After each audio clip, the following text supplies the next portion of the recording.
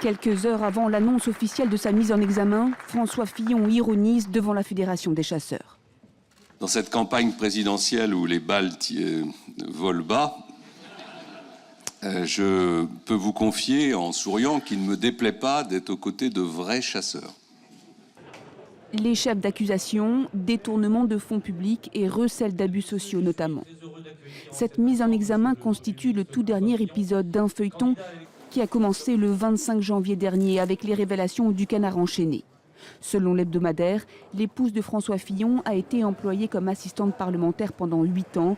Problème, les journalistes disent n'avoir retrouvé aucune trace de son travail. Dans la foulée, le parquet national financier ouvre une enquête préliminaire. 5 jours plus tard, le 30 janvier, François Fillon et son épouse sont entendus pendant plusieurs heures par les policiers.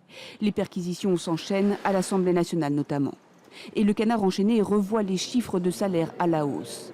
Pénélope Fillon aurait été en fait rémunérée plus de 830 000 € bruts entre 1988 et 2013.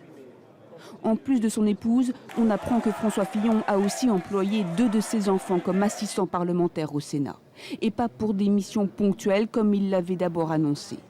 Marie et Charles Fillon sont eux aussi au cœur de l'enquête.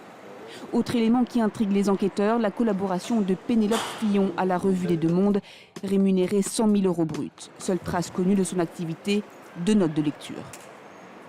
Le 16 février, le rapport de police est remis au parquet financier qui va, une semaine plus tard, le 24 février, ouvrir une information judiciaire pour détournement de fonds publics, abus de biens sociaux, trafic d'influence et manquement aux obligations de déclaration.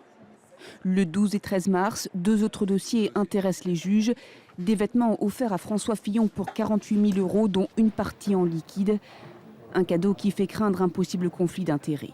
Et des virements bancaires rétrocédés par ses 2 enfants, Marie et Charles Fillon, correspondant à une partie de leur rémunération en tant qu'attachés parlementaires, reversés sur le compte commun du couple.